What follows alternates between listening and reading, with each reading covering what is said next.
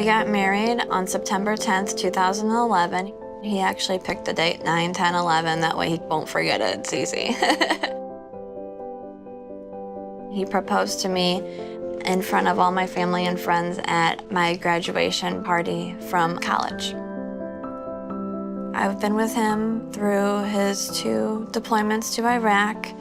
He's been with me through 4 years of nursing school and not being probably very nice and crabby all the time. And we've been together for almost 10 years now. We've been through a lot together. On August 10th, 2012, me and Kyle were on our camping weekend with family and friends. Everything was perfect. We were having fun, hung out in the river. Kyle even barbecued us all dinner. It was delicious. And I said, Kyle, come sit by me at the fire. So he pulled up a chair, but then he turned away, looked towards the woods, and just started like drifting off. And I was like, Kyle, what's wrong? And there was no words coming out. It was just, When I looked at him, he was there, but he was not there. He was just looking straight through me. And I had him squeeze both my hands, and he had nothing on his right side. And I knew right away he had a stroke. We called 911, and of course, we're in the middle of nowhere. He needed a level 1 trauma center, so they gave me 2 options, and I chose Mercy. He ended up getting airlifted. I still just couldn't even believe it happened. I thought it was a dream. When was I gonna wake up?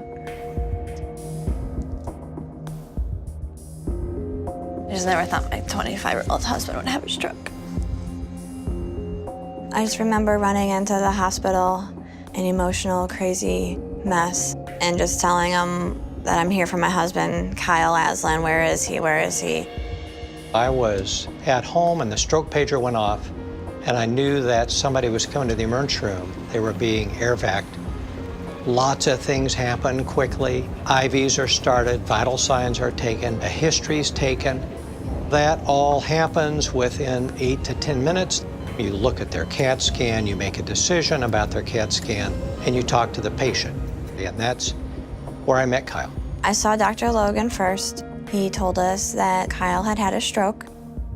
He had no hemorrhage, so we knew we were dealing, in all likelihood, with a clot in a vessel. So as soon as we knew that, by the American Heart Association guidelines, Kyle got intravenous tissue plasminogen activator, IVTPA, because we knew on examination he was paralyzed on one side, he could not talk, that he had a big stroke in his left brain. You wait a little while to see if the intravenous TPA is going to lyse that clot. Is the patient going to rapidly get better? And unfortunately, in Kyle's particular case, he did not get better.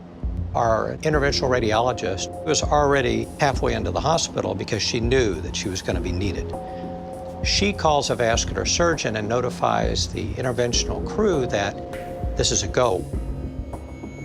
2 days after Kyle's stroke, Kyle's blood pressure was going through the roof. The brain begins to swell. And if you're a 20-some-year-old, your brain fills up your whole cranial vault, and there's no place to go. I sat down with his wife, and we talked about how aggressive to be. Because the only other thing you can offer at that point is to take the skull off. It's called a craniectomy. And you take the skull off, there's room for the brain to expand, and people's survival goes up a great amount. But you're not always sure that they're going to really be better from their stroke. I had 2 options. That was to do the surgery, or that Kyle wouldn't make it another 12 hours. He'd be gone by morning.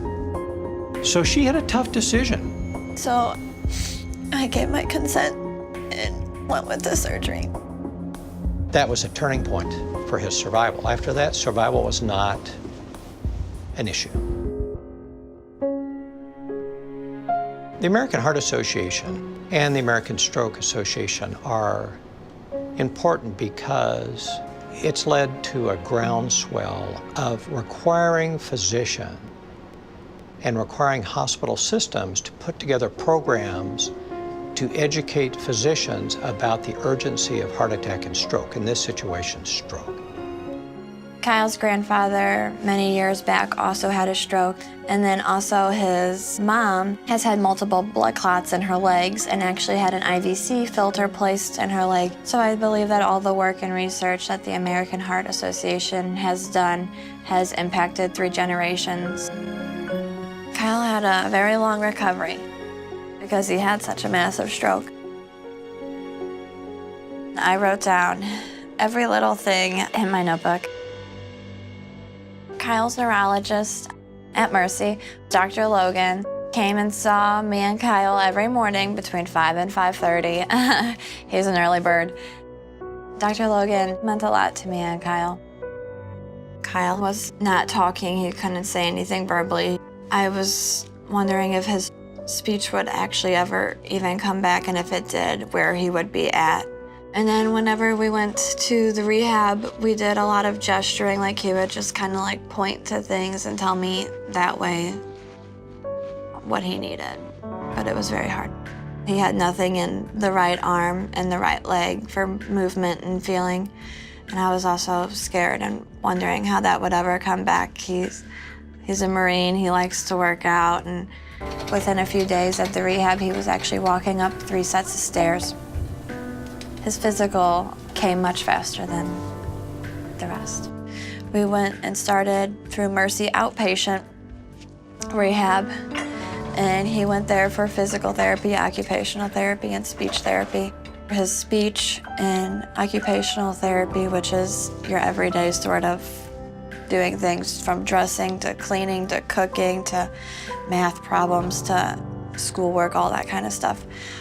All of that in his speech was very, very hard for him. Something that somebody, just everyday thing that people take granted for, is your husband.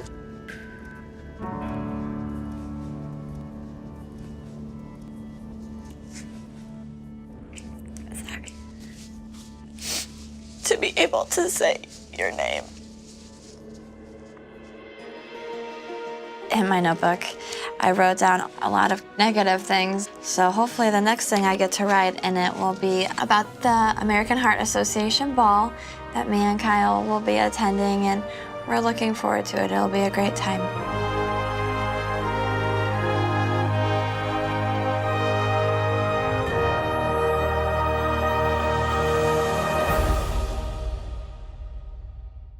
Thank you.